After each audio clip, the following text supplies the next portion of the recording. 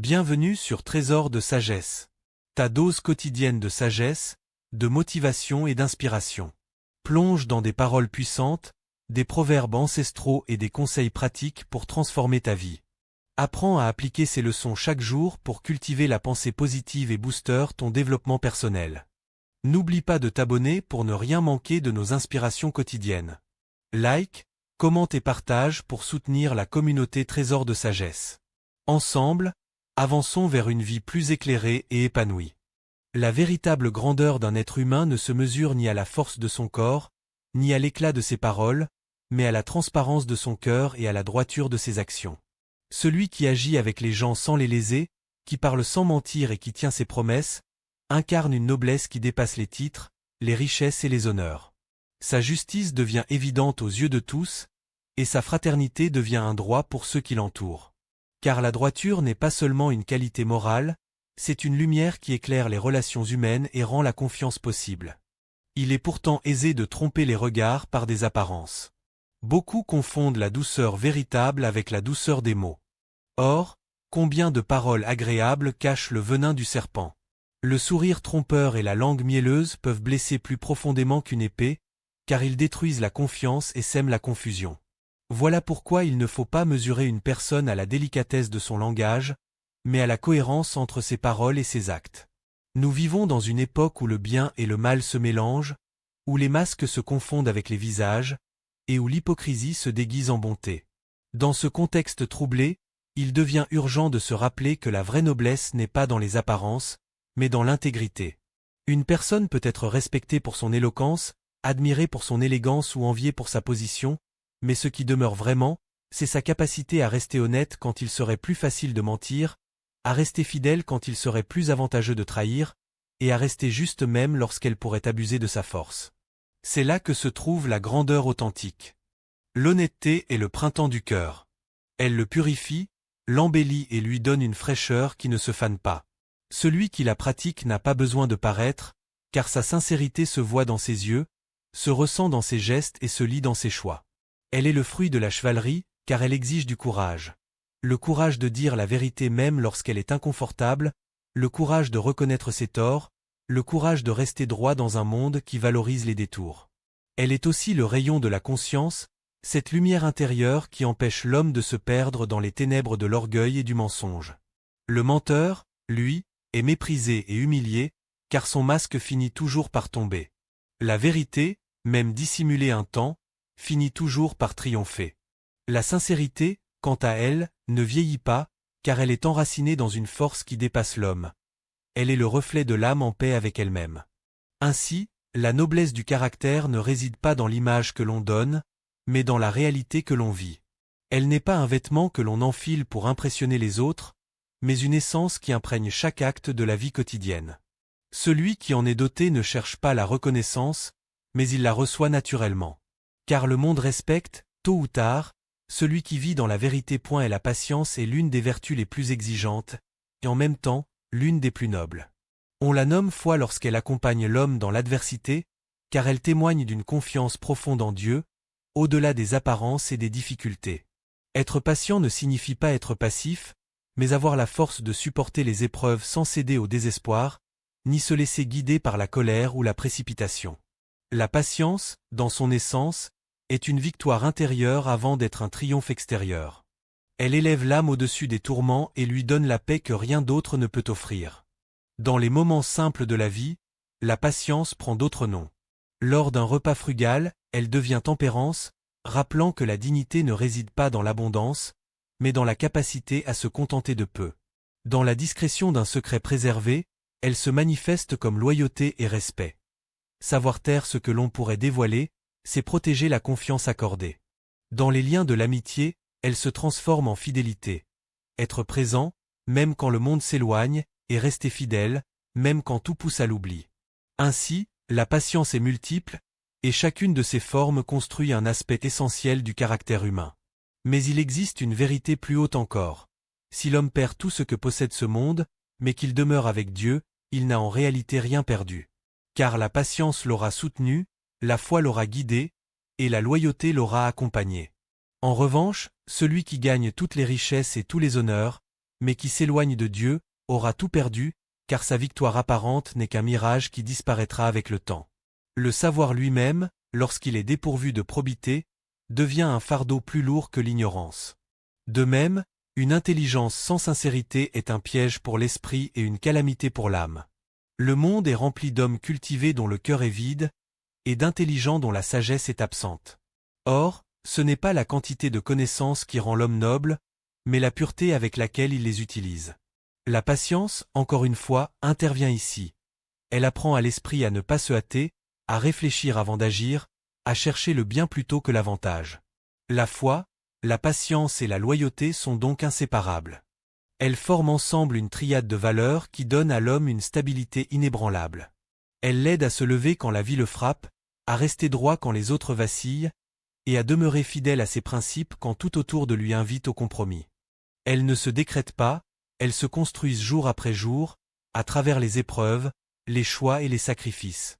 C'est pourquoi, dans une époque où l'impatience domine, où chacun veut tout obtenir immédiatement et sans effort, la patience demeure un signe de grandeur intérieure.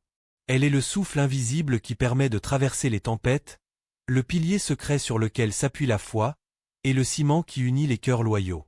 Celui qui en est doté ne craint ni la perte ni l'échec, car il sait que chaque instant, même douloureux, peut devenir un pas vers Dieu. Et la sagesse véritable commence lorsqu'un homme s'arrête pour réfléchir aux conséquences de ses actes. Celui qui mesure chaque pas, qui pèse chaque parole, fait preuve de prudence. Il comprend que ce monde est un champ de causes et d'effets, et que chaque choix, même petit en apparence, peut ouvrir des chemins de bonheur, ou au contraire, d'égarement. La prudence n'est pas de la peur, mais une lucidité. Elle consiste à voir plus loin que l'instant présent et à préparer le terrain pour ce qui vient. Celui qui est convaincu que le chemin de la vie est long se prépare pour le voyage. Il rassemble les provisions de l'âme, la foi, la patience, l'espérance, et il n'avance pas les mains vides. L'insouciant, au contraire, s'imagine que le chemin est court et facile. Il s'endort dans l'illusion du confort et se réveille au milieu du désert sans eau ni guide. La prudence consiste donc à comprendre que la vie n'est pas un jeu, mais une responsabilité. Face aux blessures de l'existence, aux mots durs et aux attitudes blessantes, la prudence invite aussi à ne pas s'enliser dans l'amertume.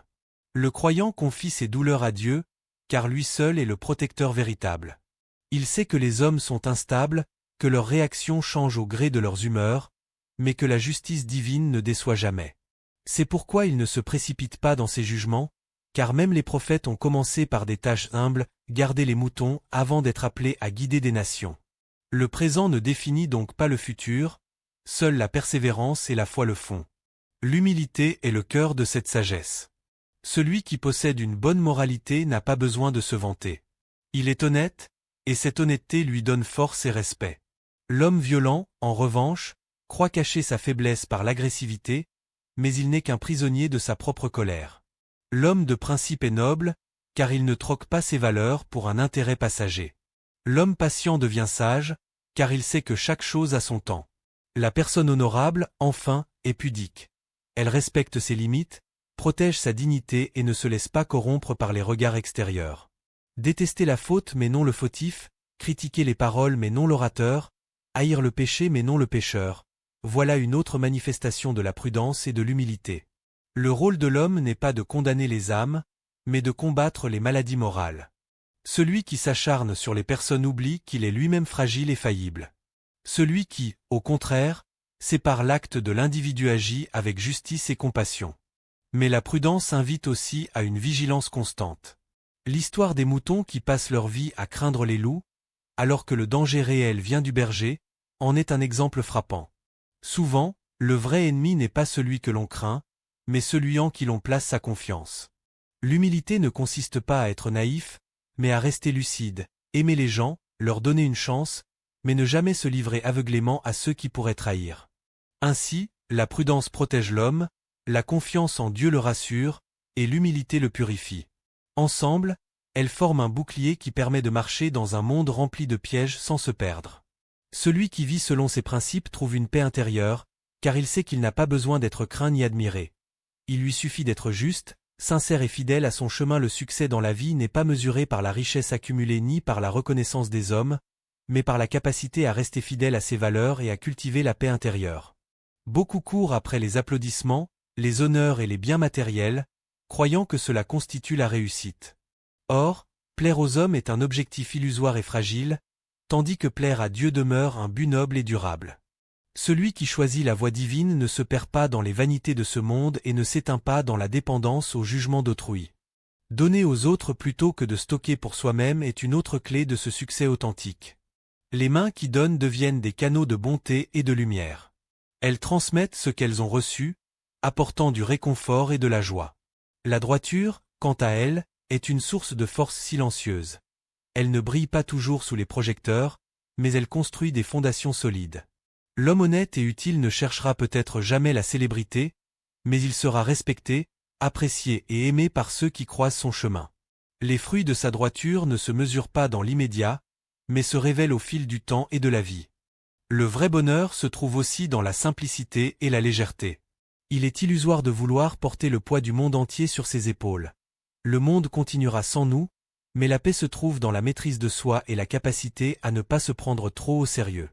Les poches vides n'empêchent jamais l'homme de réussir, ce sont les esprits et les cœurs vides qui bloquent toute progression. Ainsi, celui qui remplit son cœur de valeur, de patience et de générosité, trouvera la richesse dans la vie elle-même, même sans grande fortune matérielle. Les erreurs du passé ne doivent pas devenir des chaînes. Elles sont des leçons destinées à éclairer le présent et à préparer un futur meilleur. Le respect précède l'amour, la sincérité écrase le mensonge, et le repentir brûle les mauvaises habitudes. L'homme sage apprend à transformer ses échecs en tremplin, à corriger ses choix et à avancer sans être alourdi par le regret. Chaque expérience devient alors un pas vers la vérité et l'épanouissement spirituel. La maîtrise des relations humaines complète cette quête. Ne pas quitter une personne à cause de ses défauts, souhaiter le bonheur à tous, pardonner et comprendre les autres, autant de pratiques qui élargissent le cœur et renforcent la paix intérieure. Le vrai succès n'est donc pas une accumulation d'objets ou de titres, mais une vie équilibrée, guidée par la foi, la droiture et la générosité. Il s'agit de construire une existence où le calme intérieur, la satisfaction de l'âme et l'amour pour le bien d'autrui deviennent les véritables récompenses. Ainsi, chaque action juste, chaque pensée pure et chaque geste de bonté contribuent à ce que l'homme atteigne ce succès durable.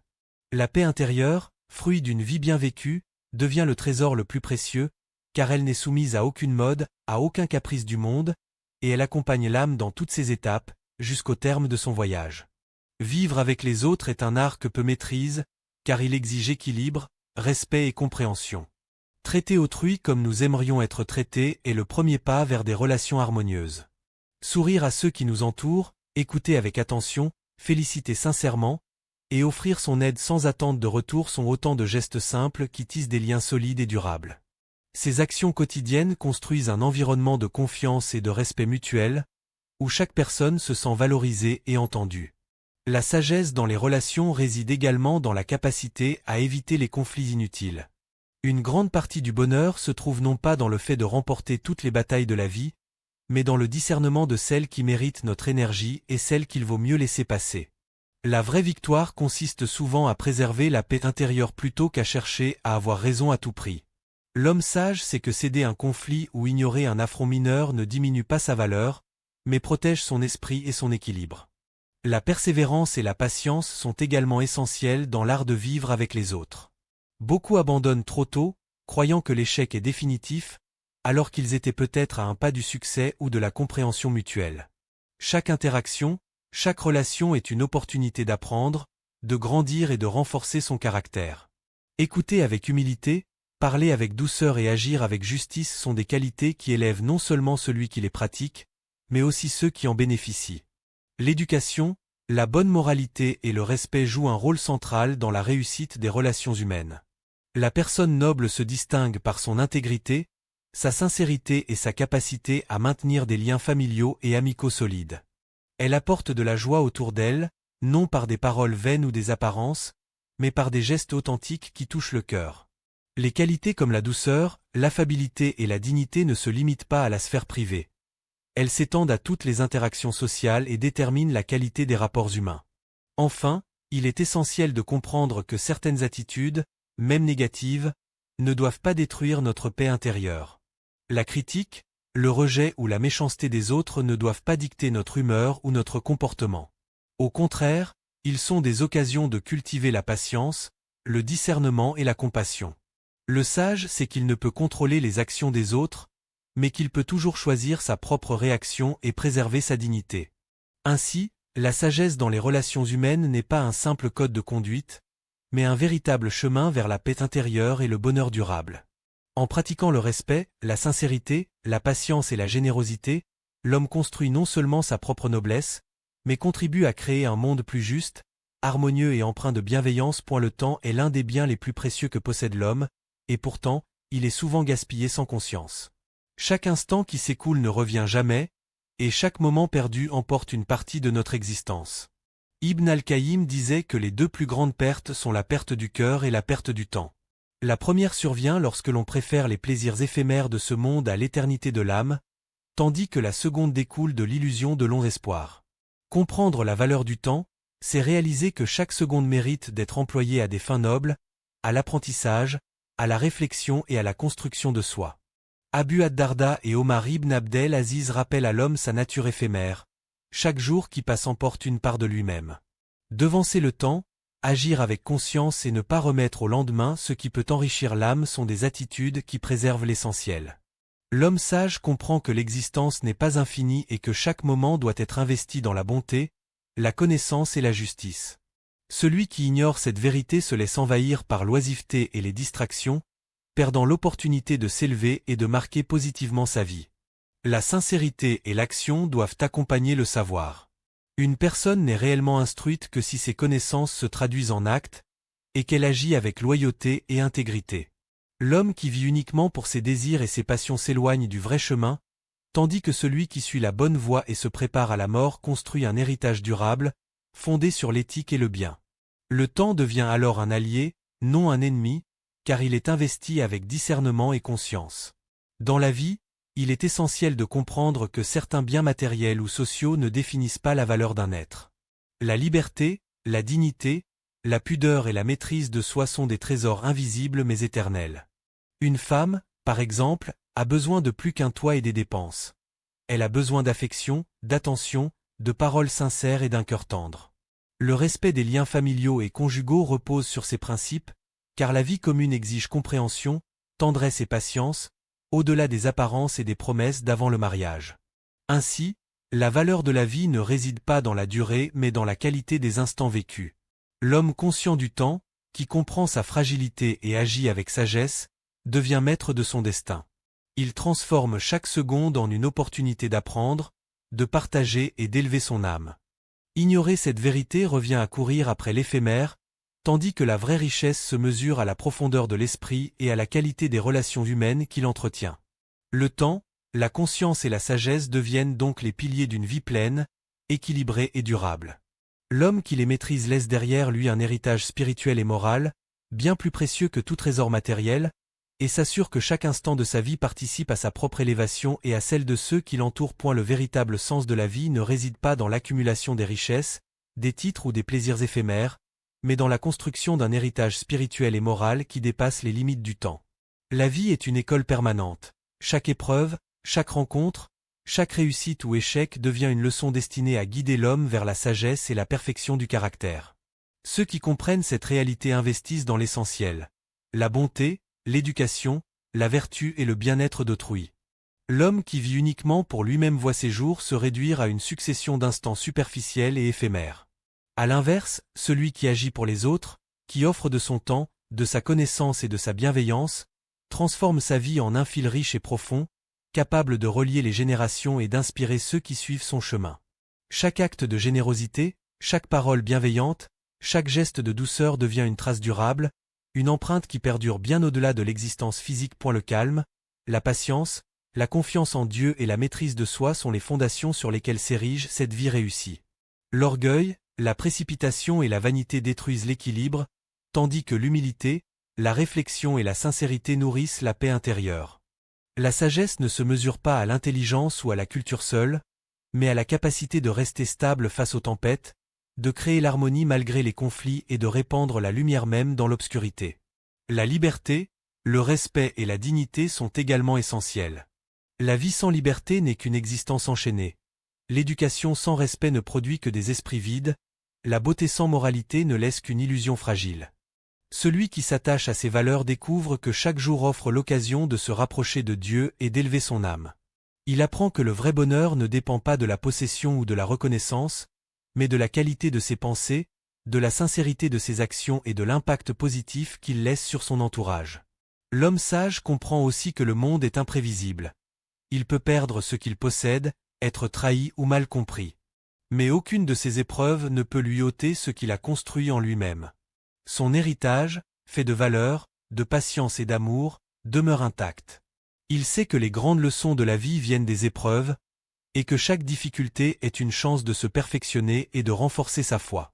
Ainsi, l'existence devient une œuvre d'art où chaque jour est une couleur, chaque action un trait, et chaque relation un motif. Le but ultime n'est pas de laisser une trace matérielle, mais de nourrir l'âme et celle des autres, de semer le bien et de laisser un exemple qui inspire, élève et éclaire. Celui qui comprend cela vit pleinement, transforme le monde autour de lui et se rapproche du but ultime, la satisfaction de Dieu et la paix durable de l'âme.